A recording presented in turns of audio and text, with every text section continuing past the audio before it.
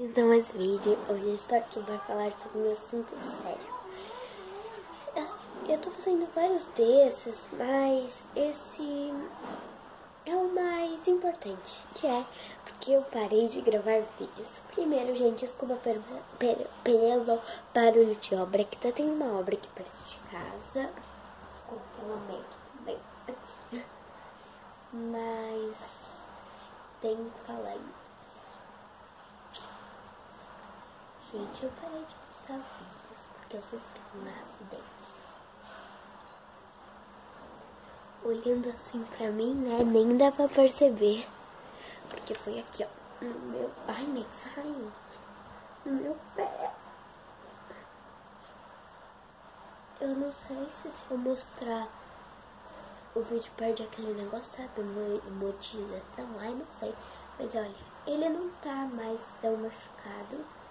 Espero ele recuperar bastante. Mas eu queimei ele, queimadura de 3º grau, na fogueira. Sério, gente, eu queria na fogueira. E esse vídeo é só pra isso mesmo, é só pra explicar mais sobre isso. O resto agora já tá tudo bem, porque já passou, já faz um tempinho. E eu já tô bem melhor, mas quando aconteceu o acidente, eu não tava conseguindo comer, tinha que fazer raspagem todo dia no meu pé. Então ele ficou completamente sem pele, eu tive que colocar faixa todo dia. Tinha que ir no postinho todo dia pra ela limpar. E foi assim. Olha, gente. A faixa que eu tava utilizando era uma dessas. Chama...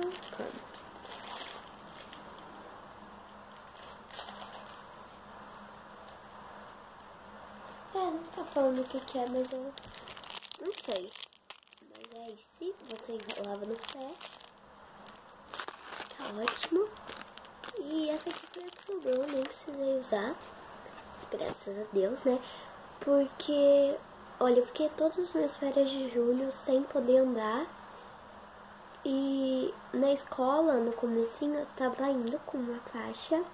Só que aí eu descobri que não tinha mais necessidade. Eu consegui pôr o sapato e vi que não precisava mais. Aí eu fiquei muito feliz, gente. Mas então esse é o vídeo. É um vídeo triste, mas é a vida, né, gente? Tchau, pessoal.